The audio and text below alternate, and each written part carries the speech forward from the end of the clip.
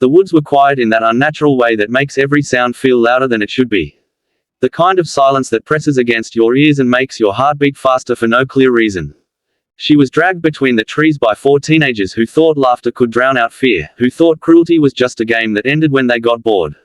Her shoes scraped against rocks and roots as she begged them to stop, her voice breaking, her hands shaking so badly she could barely protect her face. They mocked her tears, calling her weak, calling her nothing, convincing themselves she didn't matter. None of them noticed the faint crunch of footsteps deeper in the forest, or the pair of watchful eyes that never left them. They reached a shallow pit hidden by leaves and loose soil, something dug earlier with careless effort and evil intention.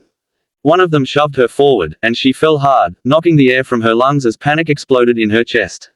Dirt was kicked down onto her legs while they argued and laughed, daring each other to go further, to prove who was the toughest.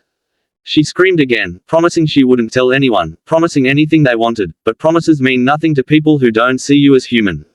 From the ridge above, a tall figure stood still, muscles tense, breathing slow, while a large dog beside him lowered its head, ears alert, sensing the danger instantly. The bullies began shoveling dirt with their hands and boots, clumps of soil thudding against her arms and stomach. Each impact felt heavier than the last, not just because of the weight, but because of the realization settling in her mind that this might not be a prank. This might be the end. Her thoughts raced to her mother, to unfinished dreams, to the unfairness of it all. Above them, the man in camouflage studied every movement with cold precision, reading their body language like a battlefield map. He placed a hand on his dog's back, a silent command for patience, even as his jaw tightened with controlled fury. One of the boys hesitated, glancing around nervously, sensing something was wrong. He joked about cameras or hikers, trying to laugh away the fear creeping up his spine.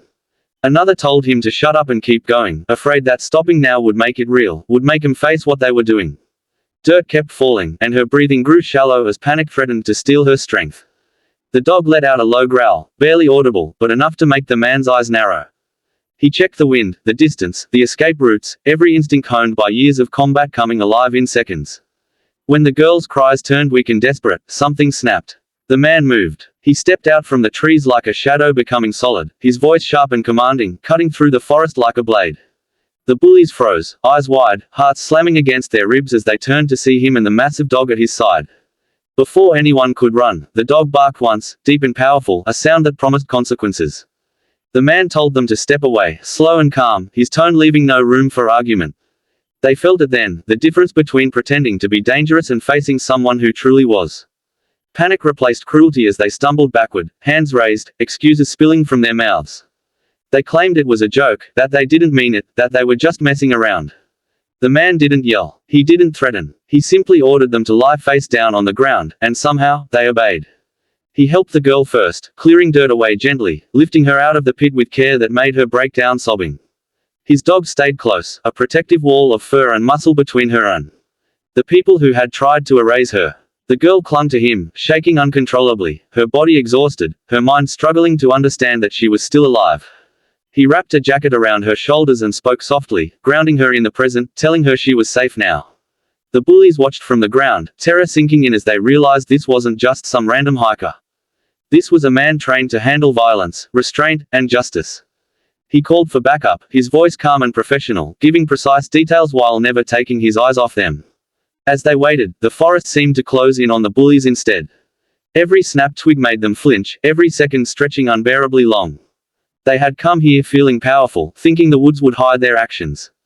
Now the same woods felt like witnesses, silent and judging. The girl sat against a tree, wrapped in warmth, holding onto the dog's collar as if it were an anchor to reality. The animal leaned into her, steady and gentle, sensing her fear and offering comfort without needing words. Sirens eventually echoed through the trees, distant at first, then closer, bringing a strange mix of relief and dread. The man stood, signaling the officers in, explaining exactly what happened with clarity and control. The bullies were pulled to their feet, faces pale, bravado completely gone. They avoided looking at the girl, at the pit, at the man who had stopped them. In their silence was the understanding that their lives had just split into a before and an after, and nothing would ever be simple again. As the girl was led away to safety, she looked back once, meeting the eyes of the man and his dog. She didn't have the words to thank them, but she nodded, tears still falling, gratitude and shock tangled together. He nodded back, a quiet acknowledgement, then turned toward the trees, his mission complete. The forest returned to its silence, but it was different now. What had almost been a grave became a reminder that evil doesn't always win, and sometimes, unseen guardians are closer than you think.